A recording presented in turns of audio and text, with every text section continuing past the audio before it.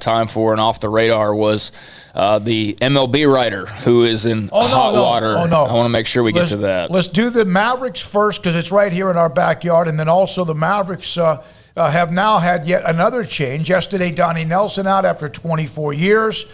Today, Rick Carlisle out after 555 wins, 13 years, won a world championship. But it's been a tough decade since that time. Not all of it is doing because they have not won a playoff series. And so Hayden Bumpus, we go to the break. We're talking about the Mavericks. We had, in fact, a part of the Open. We discussed this, and Hayden raises his hand as we go to the break. I think I need to have my comments on the Mavericks. I'm a lifelong fan. He joins us now in studio. And Hayden, are you devastated right now? I'm not happy. I don't remember raising my hand, though. But oh, maybe that was something else. But okay, seriously, you're a lifelong fan. I'm not. Craig is. Paul, you're not. We're Spurs guys. Yeah. So what's going through your mind? What, are you confused? What? Yeah, I'd say I'm confused, a little upset, blindsided. It all seems to come from the Athletic article. I mean, Cuban's known about this thing's going to drop for a month probably. So I just don't know where we went wrong. I'm just I don't know what to make of it. Yeah, it's all just very kind of blindsiding and confusing. Like, I mean, really, because, I mean, this article, I mean, what did you think when you first read the article? Did you think this was going to turn into, like, the whole franchise burning down and people leaving? Did you think it was a BS article? Like, what were your thoughts on that? I didn't think the franchise was going to burn down or anything. I didn't think Donnie Nelson was going to go or Rick Carlisle was going to step down. And I thought, kind of BS, but I'm sure some of it's a little true. We've heard Luka has issues with some of the people before, and he butts heads with anyone who has power above him because he's the best player, one of the best players in the world. All right, so let's say that article had not come out. If these moves then come, would you have expected either one of them? No, definitely not. Because that's the question. Yeah, right? There were simmering about Carlisle, even though they kind of said he seemed like those who you would think are saying, in fact, even that he was going to be safe and come back. Because the options, what are some of the options? They're not out there except some of the retreads, right? Right, yeah. And I'm not, as a fan, I'm not really interested in Scott Brooks or D'Antoni, So, I mean, I think Mosley, like Luka said he's vouching for, give him a shot. Or I'd love to see Jason Kidd come in. Really? Yeah. I mean, that would potentially be a guy I think they might have interest in, just given the history with the franchise, bringing a world title during his run. Yeah, I could see that. I don't know how fans overall would react to that, but I could see that being an option potentially, for sure. Yeah, I am interested to see where they go with the GM role. I mean, rumors about Finley, obviously, but other than that, I don't know where you go, what you do now. If you have Finley and then Kidd, then you're bringing back the old neighborhood, right? Get Jason Terry in marketing. Get all the band back together, I guess. So what were your thoughts with the way the season ended this year? Are you, as a Mavericks fan, optimistic about the future, or are you going more so through what they need to fix? Like, where are you as far as what you've seen here lately? You're definitely optimistic. I'm optimistic, but it's all dependent on what we do in the offseason. So losing Carlisle and now Donnie Nelson is weird, and you don't know what to make of it. But, I mean, the first thing you got to do is get Luka to sign that Supermax, and you're pretty much in a good spot because you can get the pieces around Luka. People want to play with Luka. He's going to let them score, But, yeah, I mean, the season ended rough. I remember Carlisle said after the season, maybe 2 days later, he was like, I'm good. I'm over it, which is not something a coach – that's a really tough loss to lose to the Clippers in that series. The way they lost it, up 2-0, up 15-30, whatever they were, 31-11 in the first quarter of the second game. So, all right, are you a Cowboys fan as well? I'm actually a Saints fan. Not a Cowboys Paul, fan. I ask you this, and Hayden, stay with us, and Craig. Who's the better owner, Jerry Jones or Mark Cuban? Who's more in control, Jerry Jones or Mark Cuban? Who's more of a control freak, Jerry Jones or Mark Cuban? I mean, you're asking – that's like asking, who's a better Superman, Christopher Reeve or Henry Cavill. They both played Superman. I mean, like, it's the same. So you're comparing those two to Superman? No, I'm just saying, like, I think it's like What are the similarities between those two? Everything. They're both billionaires. They're both billionaires. They're both billionaires. They have more money than they know what to do with. They can throw money at things. They both love attention. Who of those two do you think meddles the most? Jerry. Jerry. I think Mark Cuban. Mark Cuban might meddle a little bit more now. I don't know. Both of them love being courtside or sideline. They like being seen. If there was a reality show that Jerry could fit into well, like Shark Tank, I'm sure he would certainly consider Mark it. Cuban on Shark Tank's pretty good. That's a good show. Yeah. But he's of all the ones that are the regulars, he's the least one that I ever pay attention to. Nothing against Mark Cuban, but the other ones I just like. I listen to them more. Yeah, I don't know. That's a really tough question because they're very similar, and to me they're almost like that Spider-Man meme where he's pointing and it's just Hayden, you know about what Jerry's done. Obviously, you're a Mavericks fan. Who of the two? Who would you rather have as your owner? Oh, rather have as my owner? Cuban, probably. Yeah, but Jerry, in my opinion, is more controlling. I mean, he's grooming his own son to become the next owner, the GM. So. Both have won world titles. Jerry had 3 quickly. Cuban had 1 quickly. Well, not quickly. It took a while. But he took them. Both of them took over disastrous businesses. The Mavericks were just awful with whatever they had. The Perot group that then went to somebody else. I forgot the guy's name. And then, of course, Jerry took over from Bum Bright, which was a disaster. Yeah. I don't know. Both have had long droughts. You know what I do think about? I mean, Cuban will realize what he's doing wrong quicker than Jerry will. To Cuban's credit, I think Cuban will. Mark Cuban did a year ago. Well, I don't know how long it's been. Remember, they had the sexual allegations, the sexual misconduct and harassment. I mean, I don't know if that's what he wanted to do. I don't know, but he made that quickly. I mean, he'll react a lot quicker than Jerry will, or change his mind. I mean, he'll change his. He'll admit when he's wrong more than Jerry will. Is where Jerry doesn't really admit when he's wrong so much as he just goes in a different direction all of a sudden, and that doesn't mean that he's changed his mind about the last thing, because he might be doing things at once. I'm very curious to see what happens when Steven is legitimately in charge, because while Stephen Jones, I'm sure, has an ego, and we've met him. I mean, sure, he has an ego. He's had to his whole life put it in the back seat because there's no one can be in the room. Let's not also misunderstand how much Charlotte Anderson might have. No, I get that, but like Jerry's kids have to be. They have to keep it in the box. Oh no, they have to keep it in the box, as where Jerry can be. And Jerry, sometimes I do think he goes out and takes the brunt of it, because he knows that's like he needs the focus off something else. But he goes out and does that. But I do wonder when Steven's legitimately in charge of the day-to-day operations of the football side, because Jerry Jr. runs the business side and Charlotte Anderson runs the public relations side. So when Steven is really in charge and he's the owner of the Cowboys and he's the one who goes to the owners' meetings and he's the one who does all that, how many things that will be different because he will not have to, And you don't know if any of them will be. Yeah, you don't. He won't have to stop and tell Jerry in the middle of the draft, no, we're not taking Johnny Manziel. Yeah. No, I don't think Somebody get him a vodka tonic. Craig, who would you rather have as your alone? owner, Mark Cuban or Jerry Jones? I mean, I'd rather have Mark Cuban, I suppose. There's no need to make a choice, really, but if I had to, I guess Mark Cuban. I mean, he's just as well off.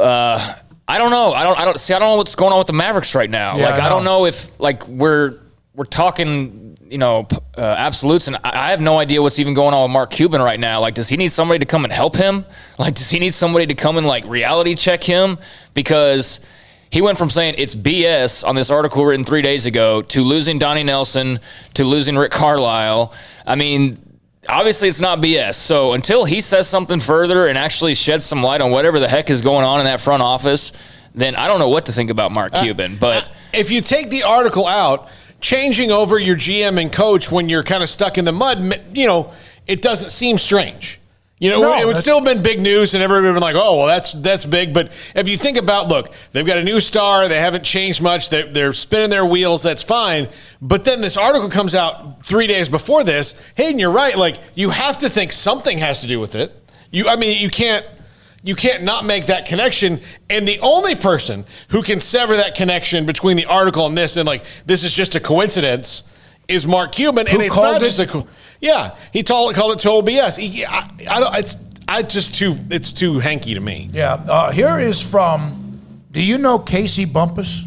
Yeah. Who's that? That's my older brother. All right, Casey. Die-hard Mavs fan. More Casey, than me. I think the article was right. There was no clear power structure, and rifts had begun to form. No time to mess around when you have a generational superstar. And then he added, Cuban is the opposite of a meddler. Yeah, I agree with that. We don't hear him constantly talking about every available free agent or safety or whatever that could be available to the Mavericks, like we hear with Jerry and the boys all the time. I don't have a problem with Cuban. Like, I would love to know what's going on. Like, I'm sure you would love to know what's going on. And I think Mavs fans are just kind of don't know what to think. At the moment, at least for me, I don't know what to make of, going from feeling great about being up 2-0 to being out of the playoffs. Now you're at least signing Luka, but then this happens with the coach and the GM. So I'm just at a loss. I really am. I don't know what to make of it. And until we see more of this offseason and see who the coach is, who the GM is, who they put around Luka, they might be a way better team next year for all we know. And all this is for naught. But until there's some clarity, then it's just going to lead to a lot of confusion and a lot of negative, speculation going on. Yeah, there's all sorts of so Hayden, what's going to happen? I don't know. I think you just got to wait and see if some information comes out, if we figure out what happened, and maybe if there was involvement with Luka. I don't know. We'll see. I just want more information at this point. My question is, Luka is a once-in-a-lifetime type guy. They had Dirk. He was, they obviously have this superstar. And I heard you say earlier that everybody wants to play with him. Do they?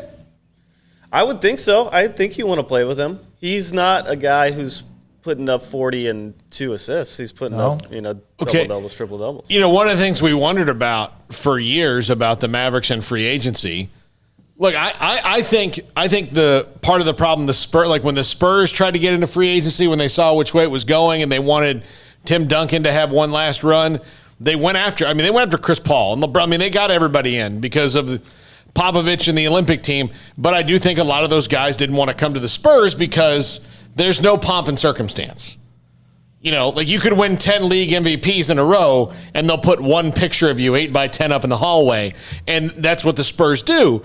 I think maybe people don't want to play for Rick Carlisle because he's bristly. Maybe that's Rick Carlisle. Maybe they feel like that's the issue. I could see not wanting to play for Rick Carlisle, but I could also see why you'd want to play for Rick Carlisle. He's a great basketball mind. He's just a little bristly, but I again, going back to, much earlier in the show, I wonder about just the appeal of the city of Dallas. Like, how many seasons have to go by where free agents pass on the city of Dallas over and over again, unless the Rangers are offering A-Rod money or unless they're drafted like Luka. Like, Luka wouldn't have signed with the Mavericks coming out of college or out of the pros if he had his choice. He'd be in New York or Los Angeles. So I wonder what the appeal is there, and I don't know how you go about fixing that. But Tim McMahon was on the Low Post podcast just a few minutes ago, I guess, and he said Mark Cuban makes all the basketball decisions. Bob Voulgaris is incredibly arrogant. He rubs people the wrong way. Voulgaris held meetings without Donnie Nelson. And Luka once yelled at Rick Carlisle during a timeout of a game saying, "Who's in charge, you or Bob?" So those were some of the comments from Tim McMahon here. And what's funny, just going back real quick to your point about, people don't come to the Rangers, people don't come to the Mavericks.